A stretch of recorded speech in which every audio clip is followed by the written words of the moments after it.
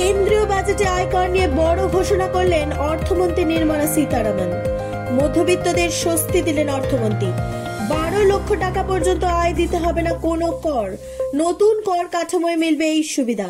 শনিবার 1 ফেব্রুয়ারি বাজেটে বড় ঘোষণা করলেন কেন্দ্রীয় অর্থমন্ত্রী নির্মলা সীতারামন। এদিন তিনি বলেন, সরকারি ও বেসরকারি সংস্থার বেতনভোগীদের বছরে 12,75,000 টাকা পর্যন্ত আয় শূন্য রাখা হয়েছে করের পরিমাণ।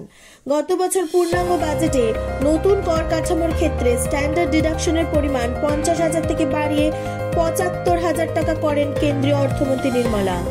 এবার সেই নিয়মের কোনো পরিবর্তন করেননি তিনি। ফলে বেতনভোগীদের ক্ষেত্রে 12,75,000 টাকা পর্যন্ত আয় কোনো কর দিতে হবে না বলে স্পষ্ট করেছেন কেন্দ্রীয় অর্থমন্ত্রী।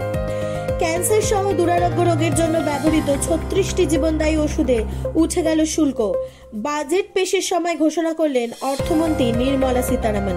পাশাপাশি 6টি জীবনদায়ী ওষুধে 5% শুল্ক প্রত্যাহারের ঘোষণা করলেন তিনি। লিথিয়াম ব্যাটারিতে শুল্ক ছাড়ের ঘোষণা। আগামী সপ্তাহেতে সংসদে পেশ হবে নতুন আয়করের বিল। শনিবার 1 ফেব্রুয়ারি বাজেট বক্তৃতায় সে কথা ঘোষণা করলেন কেন্দ্রীয় অর্থমন্ত্রী নির্মলা সীতারামন। আয়করের নতুন আয় তৈরি হলে করদাতারা যথেষ্ট সুরাহা পাবেন বলে স্পষ্ট করেছেন তিনি। বিমায় প্রত্যক্ষ বিদেশি বিনিয়োগ বেড়ে 100% করা হবে বলে ঘোষণা নির্মলা।